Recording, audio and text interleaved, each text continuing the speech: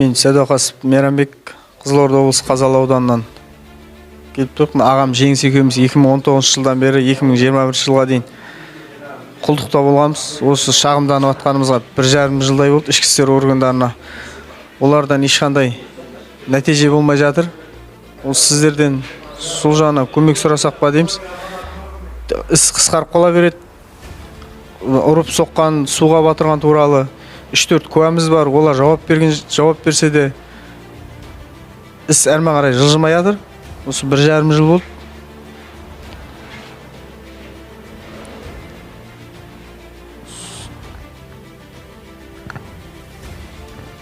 Осы айтып жатқаның бәріне қосыламын. Рас, оның бәрі өтірік емес. Сол мына көмек сұрайтын жоғары жақтағылар осыны көріп, бір көмектеріңді берсеңдер дейміз. Енді 1,5 жыл болды ғой. Барамыз, қайтамыз, сандалып.